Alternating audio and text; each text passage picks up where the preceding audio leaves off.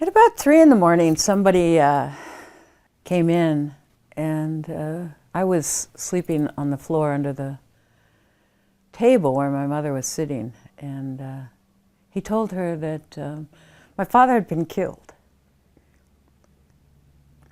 Sorry. And that he'd gone into the Chevron tank farm just before one of the big tanks exploded, and which turned out not to be true. At about 7 in the morning, he walked in. But for those 3 or 4 hours, it was difficult. I'm Marti Rutherford. My maiden name is Martha Kelsey. I was born in this house. My mother and I were here alone when she gave birth to me in 1951. As you saw when you came to the building has a commercial area downstairs and a large apartment that we lived in upstairs. The Valdez Dock Company owned the docks, and because the Chino was in, my father and my uncle and a guy named Bill Pettit, who was the manager of the docks for us, we're all down at the dock, on the office on the dock, and the only reason any of them lived was that my dad says, "Hey, it's Good Friday, why don't we all run home and get some dinner?" And he said, "Hey, we can all take a half hour. We can just leave the things as they are." The vessel was tied up and everything was secured, and they hadn't started unloading yet, or actively unloading yet. And so they all ran home, so they all lived, and everybody on the dock died. We're in the house that you experienced the earthquake in. I was sitting in the kitchen, along with everybody else right behind me. First there's the dining room and the kitchen's beyond that. We were, like I said, just sitting down to dinner. You know, we weren't Catholics, but back then a lot of people we followed the sort of the cultural norm, and we ate fish on Fridays, and it was Friday. And so we were having a real treat. We were having shrimp, which we picked off the floor 3 months later. Actually, we scraped them off the floor 3 months later.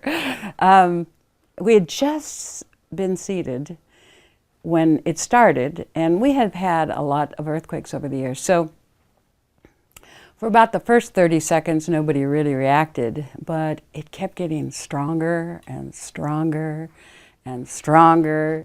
And the earthquake itself was violent, extremely violent. But I have to say, what bothers me, and a lot of others who went through the earthquake, what we remember, what scares us even more than movement was noise. The noise, I actually thought, I was 12, so I wasn't completely ignorant, but I actually thought the mountains around Valdez were falling down. That's how loud it was. It was actually the rumbling of the earth that was so intense, and the building, which was built on piling in Old Town, gave a lot. So the movement was quite exaggerated. The building ended up cantilevered. It's a long, narrow building, and part of it was up to the right and down to the left, and just the opposite on the other end of the building. And things fell out of one cabinet and hit the wall on the other side in the kitchen, and we all managed to get, it was my grandparents, my mother's parents lived with us at the time, and everybody got into door jams, and my grandmother fell at one point, but my grandfather helped her get back up and then got back into his door jam. He was yelling at the top of his lungs the whole time that we were all going to die. And the only time in my life I ever heard my mother swear at anybody, she said, "Oh, for Christ's sake, Dad, shut up." And afterwards, it went on for 5 whole minutes. It's a very long, long time. And at the end of it, everyone's arms were just aching for days because we had to hold on so tightly to keep from falling. The only way I've been able to explain it to other people is the noise didn't seem external. It seemed internal. I actually felt like it was in my head. It was like this huge grinding noise. Like I said, I actually thought the mountains which surround Valdez were falling down. But it was inside my head as well as external. So you're 12 years old. I'm What 12. was going through your head? What did you think was going on? Grandpa's screaming. Yeah. I thought that he might be right. I thought we might die. I thought we were probably going to die. Nobody was in tears or screaming other than my grandfather talking about dying. And so they'd gathered boots and blankets and jackets.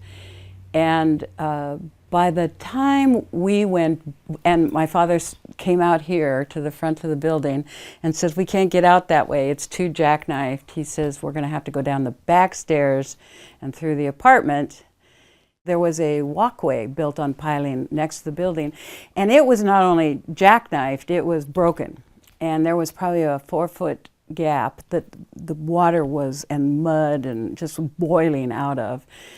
And of course the water was continuing to come up. Well, it was no problem for most of us to get up that 4-foot gap, but my grandmother had a hell of a time.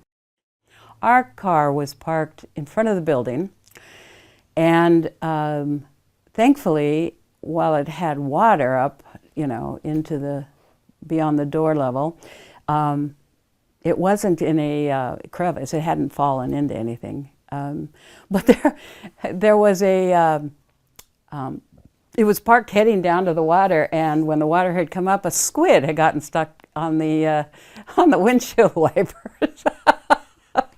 But anyway, we got in the car, and eventually, and then by then there was probably where we were was 5 feet of water, and which meant you couldn't see the street, and the pavements had all these breaks in them. So all over that part of town, there were women driving cars and men walking ahead of them, trying to tell them where the breaks and some of them were 2 feet deep, 2-foot differences, which meant they had to jam the car's speed up and jump over. And of course, it wasn't. First of all, the seawater is no good for cars, and doing those kind of runs against brakes in the concrete or pavement was not good. So those cars all suffered pretty badly. But we managed to get out. We managed to drive up the street, and